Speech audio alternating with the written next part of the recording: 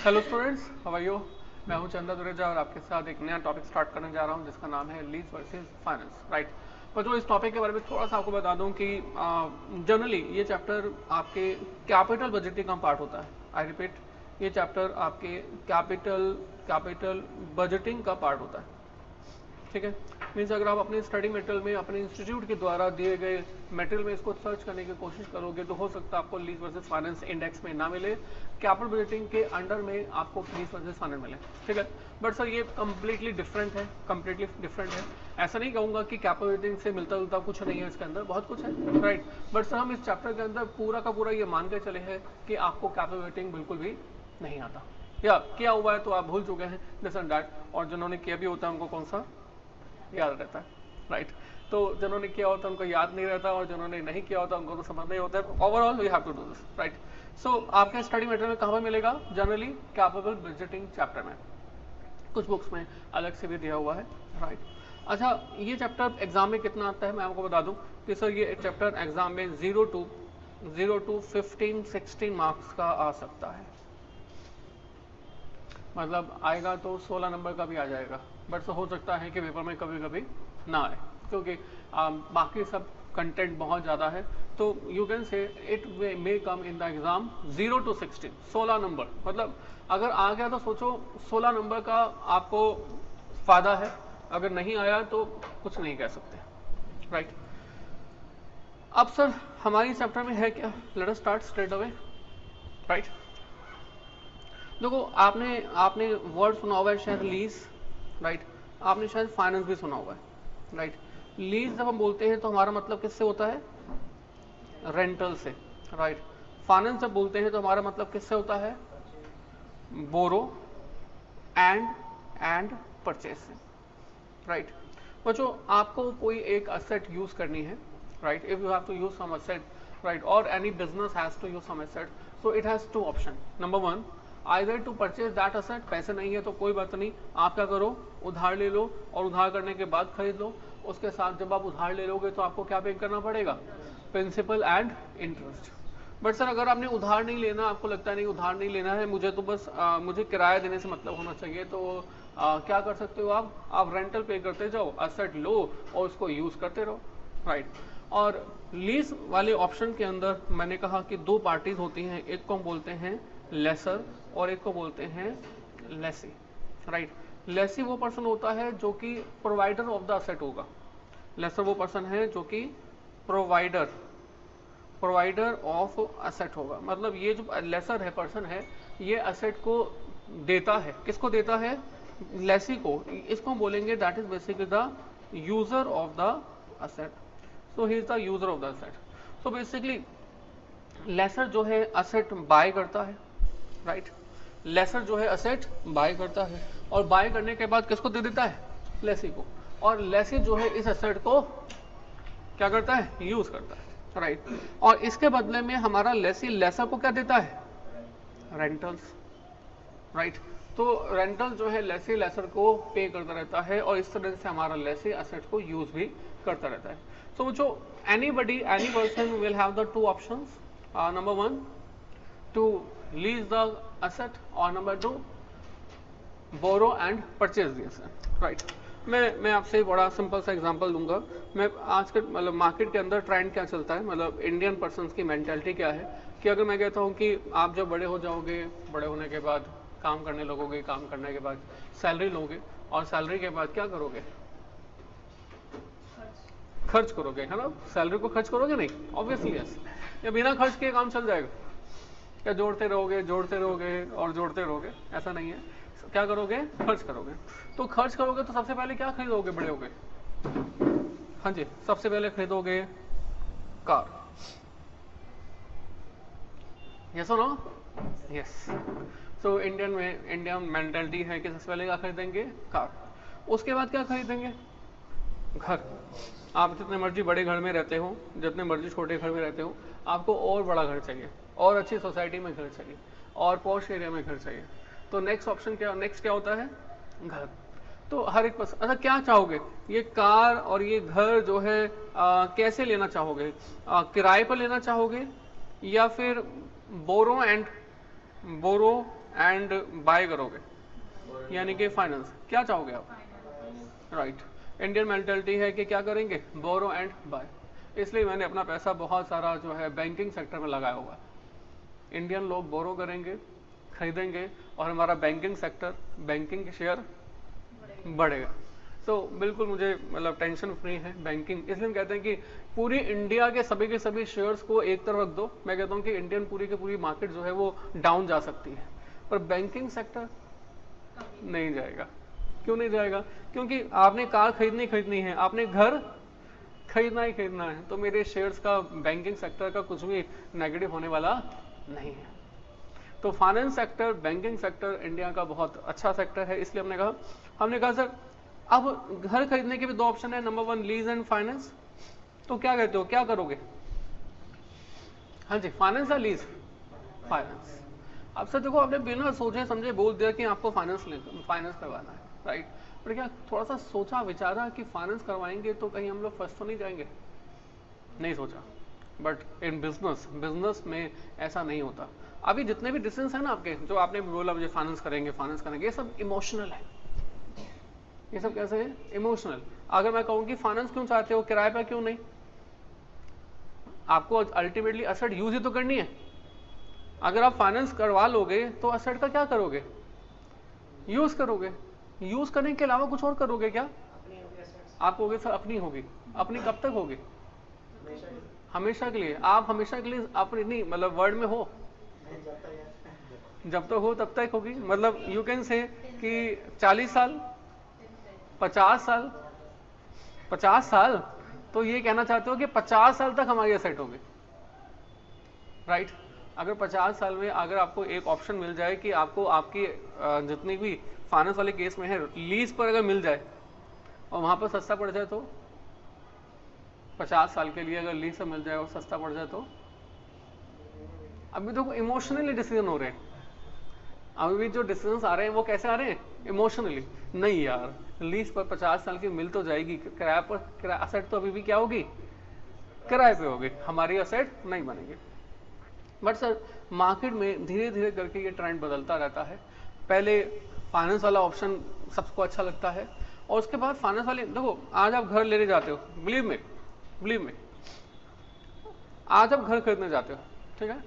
आप घर खरीदने जाते हो और एक अच्छा सा घर अच्छे से एरिया में 2.5 CR से कम का नहीं मिलता इन metro cities. I am not talking about the rural cities.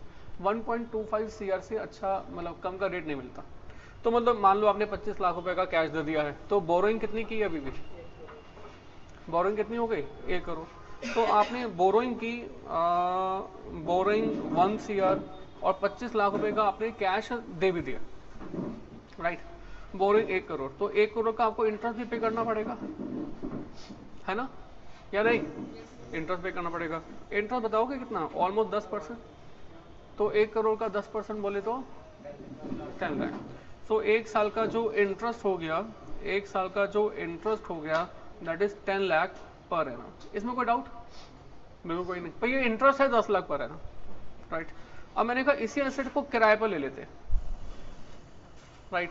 अब सर इनका रेंटल पता करके आओ तो आपको मालूम चलेगा इनका रेंटल्स 20,000 रुपए से लेकर 30,000 रुपए के बीच में रहता है पर मंथ। एक बहुत ज्यादा 35,000, राइट? मतलब किराए पर लेने वाले लोगों के इतने नखरे हैं, आपको बता नहीं सकता। मतलब एक मेरे दोस्त ने एक फ्लैट लिया, 40 लाख रुपए का फ्लैट है, राइट? अब उसको रेंट पर देने बड़ा मुश्किल पड़ रहा है। अब उसने प्रॉपर्टी डीलर को बोल दिया कि भाई जब भी कोई रेंटल वाला बंदा आ जाए तो मुझे बता देना, राइट? नोएडा में फ्लैट है। अब प्रॉपर्टी डीलर वाला कहता है भाई साहब 8,000 रुपये का रेंटल चल रहा है, फ्लैट कितने का? 40 लाख, राइट? और रेंटल कितना? 8,000। पर कहता है नहीं, अगर आप उसके अंदर वुडन फ्लोरिंग करवा दोगे ना, जिसकी कीमत 2.5 लाख रुपए की है, तो हम आपको 8,000 की जगह पर 10,000 का रेंटल दिलवा देंगे। सोचो किराए पर लेने वाले लोगों के नखरे कितने। ऐसा क्यों? क्योंकि इन्वेंट्री इतनी पड़ी हुई है। नोएडा में जाओ, गुड़गांव में जाओ, एंड नवी मुंबई में जाओ, इसके अलावा बैंगलोर आउटसाइड में जाओ, पुणे में जाओ, हर जगह पर इन्वेंट्री इतनी रखी हुई है कि खरीदने वाले कम हो गए हैं और बेचने वाले फ्लैट्स ज्यादा। तो ऐसे सिचुएशन में क्या होगा, जब डिमांड ज्यादा नहीं होगी, सप्लाई ज्यादा होगी, तो क्या होगा, प्राइसेस डाउन होंगे। पर प्राइसेस डाउन हो नहीं रहे, प्राइसेस तो अभी भी कितने हैं, 1.25 करोड़, राइट। प्राइसेस डाउन नहीं है, मतलब लेने वाले कम हो गए पर प्राइसेस डाउन नहीं है। अब बच्चों क्या होगा, डिमांड कम हो जाएगी। जब डिमांड कम हो जाएगी तो मतलब इन्वेंट्री खाली हो जाएगी। जब अब लोग अगर इन्वेस्टमेंट के लिए ले रहे हैं, खाली पड़े हुए हैं, तो वो खाली रखना चाहेंगे, अब 20-30 हज़ार रुपए का रेंट भी ले लेंगे। वो कहेंगे ठीक है यार 30,000 तो आता है। अब 30,000 रुपए का रेंटल आपको एक तरफ देना है और दूसरी तरफ आपको 10 लाख रुपए पर एनम का इंटरेस्ट देना है। इंटरेस्ट, प्रिंसिपल नहीं, इंटरेस्ट। अब ये इसको अगर मैं पर मंथ में कन्वर्ट कर भी दूं, 10 लाख डिवाइड बाय 12 बोले तो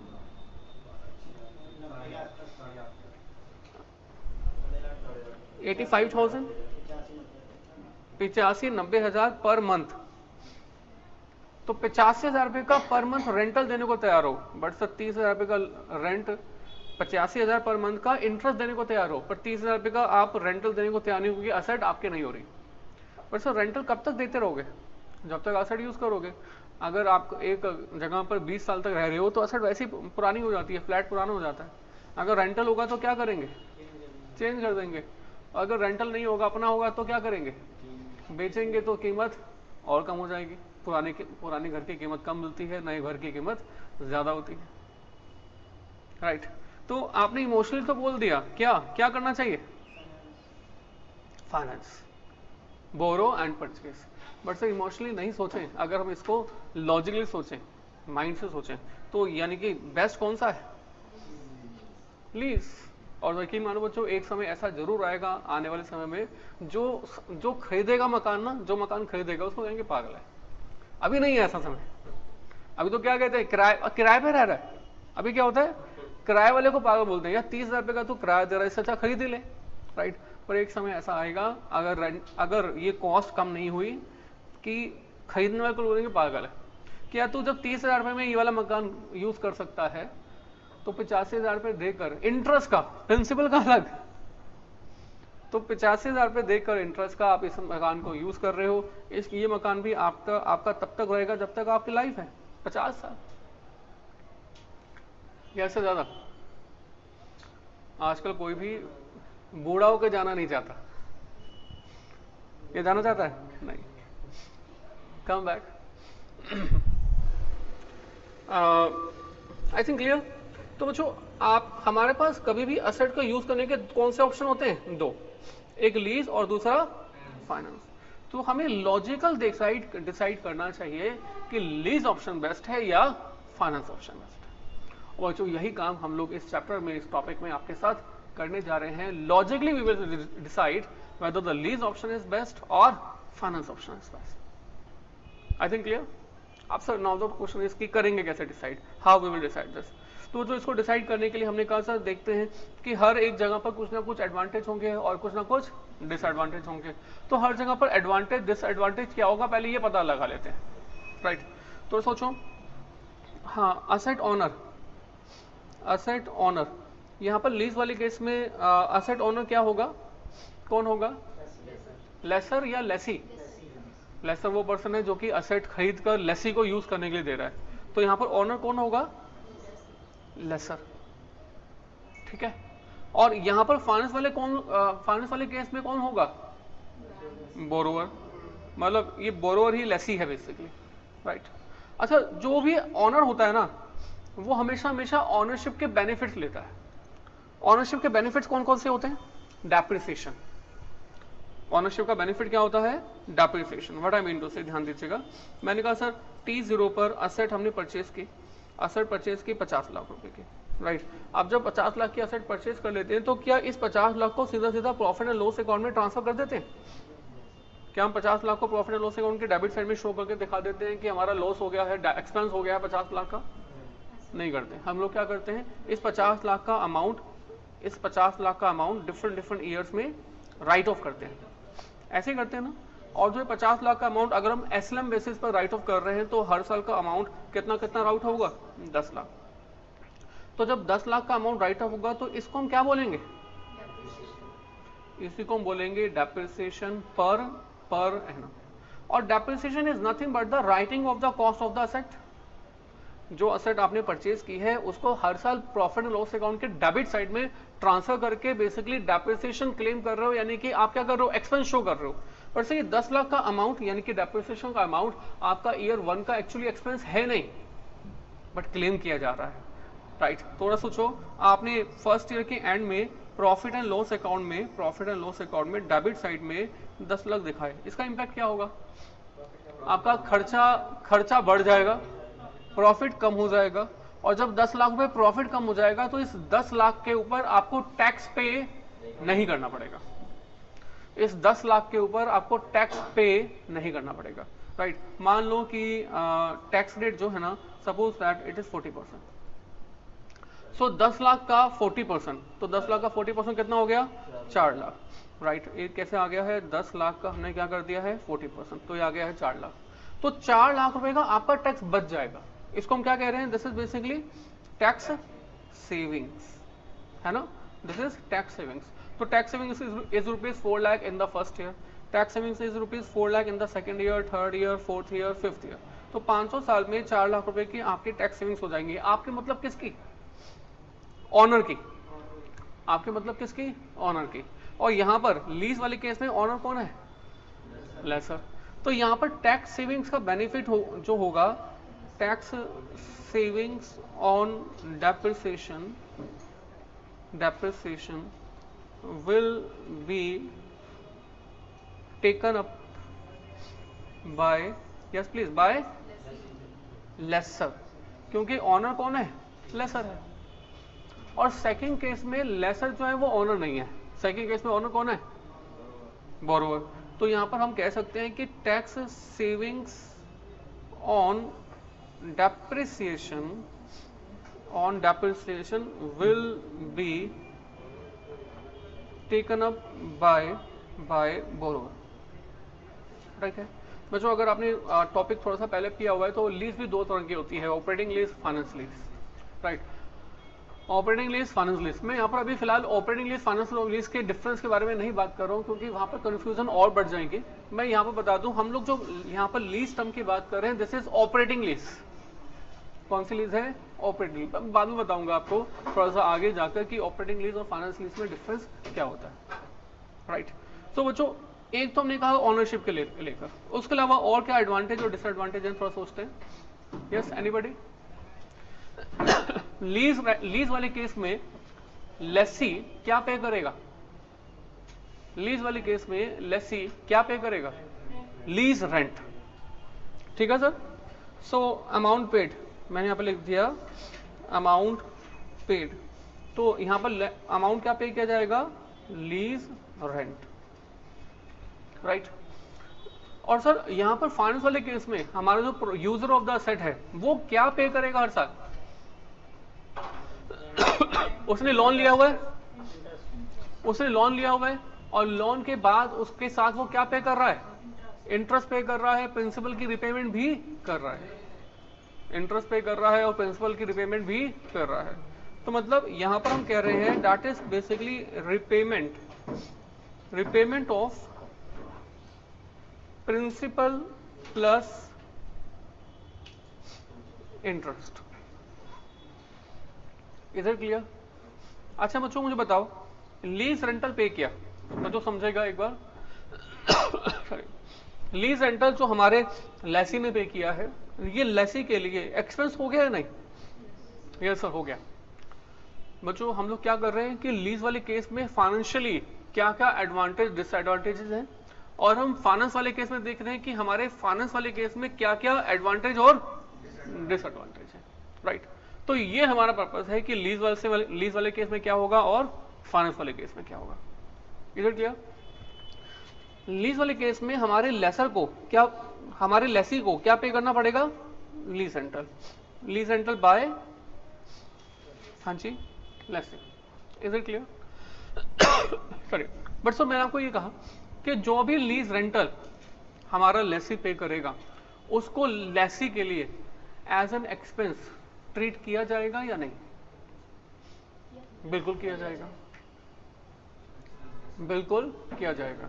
तो बच्चों जितने भी एक्सपेंसेस होते हैं उनको प्रॉफिट एंड लॉस अकाउंट के डेबिट साइड में लिखते हैं, प्रॉफिट एंड लॉस के डेबिट साइड में लिखते हैं, और डेबिट साइड में जैसे ही लिख देंगे तो एक्सपेंस बढ़ जाएगा, प्रॉफिट कम हो जाएगा, तो इस प्रॉफिट पर टैक्स पे नहीं करना पड़ेगा, राइट। मतलब यहां पर हमारे लेसी को क्या राइज होगा, tax savings, tax savings on lease rent. Is it clear? Sorry बच्चों, ये बताओ मुझे, repayment of principal and interest है, repayment of principal and interest है, इस केस में प्रिंसिपल और रिपेमेंट को एज एन एक्सपेंस शो किया जाएगा या नहीं? क्या कहते हो? प्रिंसिपल प्लस इंटरेस्ट को जब मिला देते हैं ना तो उसको बोलते हैं इंस्टॉलमेंट। इंस्टॉलमेंट। तो मैं आपसे पूछ रहा हूं कि इंस्टॉलमेंट को एज एन एक्सपेंस शो करते हैं या नहीं करते? इंस्टॉलमेंट को तो नहीं करते, राइट। बट सर उसका जो इंटरेस्ट वाला कंपोनेंट है, इंटरेस्ट वाला कंपोनेंट, वो इंटरेस्ट वाला कंपोनेंट एक्सपेंस की तरह शो होता है, राइट। तो क्या लिखा मैंने लिखा that interest will be considered as an expense and used for, yes please, used for tax savings by किसके द्वारा? borrower। जो इसको बोरो कर रहा है उससे उसको जो है इंटरेस्ट पर टैक्स सेविंग का एडवांटेज मिलेगा। Is it clear? अच्छा और थोड़ा सोचो कुछ और क्या होगा हमारे लेसी को, हमारे लीज वाले केस में और क्या होगा? देखो जब आपने फाइनेंस पर एसेट ली है तो लेसी जो है वो क्या बन गया है, बल्कि लेसी नहीं बोलेंगे, बोरोवर जो है वो क्या बन गया है, ओनर बन गया है। जब एक लाइफ खत्म हो जाएगी, मैंने कहा आपने एक कार खरीद ली है, राइट, अब कार की लाइफ जो है कुछ ना कुछ तो होती होगी, 5 साल, 7 साल, 8 साल और बहुत एक्सेप्शनल केसेस में 10 साल। 10 साल के बाद इसकी कुछ ना कुछ स्क्रैप वैल्यू भी आएगी, राइट। तो 10 साल के बाद जो स्क्रैप वैल्यू का एडवांटेज मिलेगा बोरोवर वाले केस में किसको मिलेगा? बोरोवर को। बट सर स्क्रैप का एडवांटेज लीज वाले केस में किसको मिलेगा? लेसर को, क्योंकि lessor is the owner. Got it? तो हमने यहां पर क्या लिखा that scrap value advantage is taken up by borrower, right. और यहां पर scrap value advantage is taken up by, हाँ जी बच्चों, किसके द्वारा? By laser. ठीक है सर। अब बच्चों ये सब हमने आपको सिखाया। अच्छा कुछ और माइंड में आता है? हाँ जी कुछ और आता है मन में? नहीं। अब मैंने आपको बता दिया कि डिफरेंट केसेस के अंदर क्या क्या होगा। अब आप मुझे बताओ क्या बेस्ट है, लीज ऑप्शन बेस्ट है या बोरो वाला ऑप्शन बेस्ट है? द बेस्ट ऑप्शन कौन सा इनमें से? ऑब्वियसली इमोशनली नहीं, राइट। अगर हम कॉमर्स में हैं, अगर हम फाइनेंस में हैं, इमोशनली नहीं सोचना। कैसे सोचना है?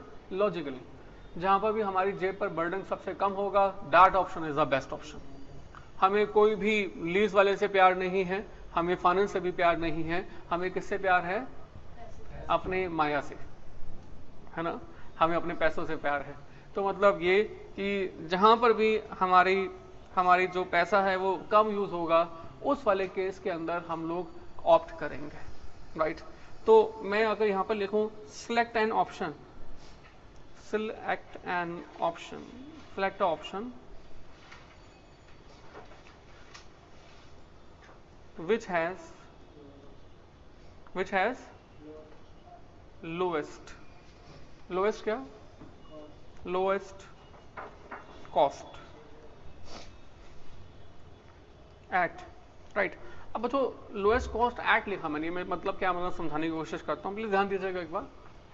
देखो मैं यहाँ पर सबसे पहले लीज वाले के बारे में बात कर रहा हूँ, लीज वाले ऑप्शन के बारे में। अच्छा लीज वाले केस में किसके एंगल से सोच रहा हूँ? लेसी के एंगल से या लेसर के एंगल से? लेसी के एंगल से, राइट। पहले हम लोग आज के क्लास में और अगली क्लास में जितनी भी बातें कर रहे हैं वो लेसी के एंगल से बात कर रहे हैं।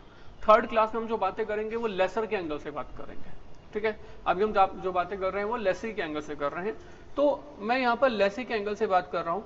तो अगर लेसी के एंगल से बात करूँ तो इस केस के अंदर क्या क्या हो रहा है, इस केस में ये हो रहा है कि लेसी को लेसर से क्या मिल जाता है, पहले T0 पर असेट, और इसके बदले में उसको क्या पे करना पड़ता है, रेंट्स पे करना पड़ता है। कब कब पे करना पड़ता है, first year, second year, third year, fourth year and fifth year.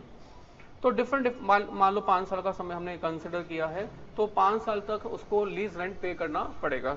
तो लीज रेंट पे किया, लीज रेंट पे किया, लीज रेंट पे किया, ऐसा कुछ अमाउंट ले लेते हैं। लीज रेंट पे किया हमने, मतलब लेसी ने बेसिकली हमने कहा 1,90,000, 1,50,000, ऐसे कुछ भी जो भी इनके बीच में तय है, राइट। और लेसी जो है इस लीज रेंटल पर टैक्स सेविंग क्लेम कर लेगा या नहीं, टैक्स सेविंग समझ रहे हो। 1,00,000 रुपए का खर्चा किया, 1,00,000 का जैसे ही खर्चा किया तो खर्चा बढ़ गया, प्रॉफिट कम हो गया, तो इस 1,00,000 के ऊपर लेसी को टैक्स पे नहीं करना पड़ेगा, राइट। इसको हम क्या बोल रहे हैं, बेसिकली टैक्स सेविंग्स। जो भी रेट है 40%, 30%, वटएवर, तो हमने कहा 1,00,000 का 40% टैक्स बच गया, और ऐसे हर केस में हमने लीज रेंट पे निकाल दी, मतलब टैक्स। तो बच्चों ये जो अमाउंट आ गए 1 2 3 4 5, ये सारे के सारे हमारे लेसी के लिए कैश आउटफ्लो है, ठीक है। अब फाइनेंस वाले केस में बात करते हैं। फाइनेंस वाले केस में, तो फाइनेंस वाले केस में क्या हो रहा है, 1 2 3 4 5 डिफरेंट पॉइंट ऑफ टाइम पर, 1 2 3 4 5 डिफरेंट पॉइंट ऑफ टाइम पर हमारा जो बोरोवर है, user of the asset, borrower जो है, वो अपनी पॉकेट से पे क्या कर रहा है, इंस्टॉलमेंट। अपनी पॉकेट से वो क्या पे कर रहा है, इंस्टॉलमेंट। अच्छा, ये इंस्टॉलमेंट का अमाउंट उतना ही होगा जितना कि लीज रेंट था, नहीं, डिफरेंट हो सकता है, होता ही डिफरेंट है। तो लीज रेंट इंस्टॉलमेंट का अमाउंट हो सकता है। अच्छा, ये तो हो गया आउटफ्लो। इस इंस्टॉलमेंट के बाद हमारे इस बोरोर को, हमें मतलब बोरोर के लिए और क्या क्या होगा, थोड़ा सोचो। बोरोर ने जो इंस्टॉलमेंट पे किया, इस इंस्टॉलमेंट के अंदर 2 चीजें होंगी, एक प्रिंसिपल और एक इंटरेस्ट। तो जितना कंपोनेंट इंटरेस्ट का उसने पे किया, उस इंटरेस्ट पर हर साल उसको टैक्स सेविंग्स का एडवांटेज मिलेगा, राइट। तो जितना भी टैक्स सेविंग्स मिलेगा उसे, जितना भी टैक्स सेविंग्स मिलेंगी, उस टैक्स सेविंग्स को कंसिडर करेगा। तो जो टैक्स सेविंग्स होंगी हमारे बोरोवर के लिए, वो इनफ्लो होगी या आउटफ्लो होगी, इनफ्लो होगी, ठीक है ना। टैक्स सेविंग जो भी होगी वो क्या होगी, इनफ्लो होगी। तो हम लोग टैक्स सेविंग निकाल देंगे और आउटफ्लो में से माइनस कर देंगे, इनफ्लो हो गया। और बोरोवर के लिए कुछ और सोचो, डेप्रिसिएशन टैक्स सेविंग, क्योंकि बोरोवर जो है वो क्या है, बेसिकली ऑनर है। अगर बोरोवर बेसिकली ऑनर है तो ऑनर हमेशा टैक्स सेविंग्स का एडवांटेज क्लेम कर सकता है, राइट। तो वो टैक्स सेविंग्स का एडवांटेज भी क्लेम करेगा। अगर टैक्स सेविंग्स का एडवांटेज क्लेम करेगा तो उसको भी कंसिडर करना पड़ेगा। तो टैक्स सेविंग्स ऑन डेप्रिसिएशन भी हम लोग कंसिडर करेंगे, जो भी होगा 1 2 3 4 5, राइट। और tax savings on the depreciation, inflow या आउटफ्लो, इनफ्लो। इंस्टॉलमेंट आउटफ्लो था, टैक्स सेविंग्स ऑन इंटरेस्ट लिया हमने, वो था इनफ्लो, और टैक्स सेविंग्स ऑन डेप्रिसिएशन भी क्या है, इनफ्लो। अच्छा, स्क्रैप वैल्यू भी हमारा बोरोवर क्लेम कर सकता है सॉरी। तो जो इस स्क्रैप वैल्यू का बेनिफिट ना, स्क्रैप वैल्यू का जो बेनिफिट है बोरोवर को जो मिलेगा वो कब मिलेगा, 5th ईयर के एंड में। तो जो भी स्क्रैप वैल्यू का बेनिफिट होगा वो भी कंसिडर कर लेंगे, इनफ्लो है तो इसलिए माइनस में। अब सर मुझे बताओ, ये जो अमाउंट्स आएंगे वो डिफरेंट पॉइंट ऑफ टाइम पर आएंगे, राइट। और जो लीज वाले केस में जो अमाउंट यहाँ पर आ रहे थे वो भी क्या आ रहे थे, डिफरेंट पॉइंट ऑफ टाइम पर। तो आप कंपेयर करोगे कैसे, बस प्लस कर दोगे, नहीं, सिर्फ प्लस करने से काम नहीं चलेगा। क्या करना चाहिए, हमें जितने भी कैश फ्लोज है ना, जितने भी कैश फ्लोज हैं उसको किसी एक पर्टिकुलर पॉइंट ऑफ टाइम पर लेके आना चाहिए, उसके बाद हम कंपेयर कर पाएंगे, राइट। तो बच्चों यही करने वाले हैं हम लोग। जितने भी कैश इनफ्लोज या आउटफ्लोज जो हैं उनको पहले हम कहां पर ले आते हैं, T0 पर। ऐसे ही ये वाले भी कैश फ्लोज जो हैं उनको भी कहां ले आते हैं, T0 पर। और T0 पर जब दोनों जगह का कैश आ जाता है, लेसी का भी मतलब लीज वाला ऑप्शन में भी और फाइनेंस वाले ऑप्शन में, दोनों जगह पे जब T0 पर अमाउंट आ जाता है तो T0 वाले कैश को हम लोग कंपेयर करते हैं, और कंपेयर करने के बाद कौन से ऑप्शन को सिलेक्ट कर लेते हैं, select an option which has lowest cost at क्या लिखूं, एट T0। तो दोनों ऑप्शन में जहां पर T0 पर कॉस्ट कम होती है, that option we will select. I think clear, right. Copy कर लिया, करना है ओके तो जो पहले कॉपी करेंगे, after that we will talk about the numerical portion of all this. सबसे पहले कुछ एग्जांपल्स करेंगे, एग्जांपल्स करने के बाद हम लोग न्यूमेरिकल क्वेश्चंस पे आएंगे, right. Please copy this first.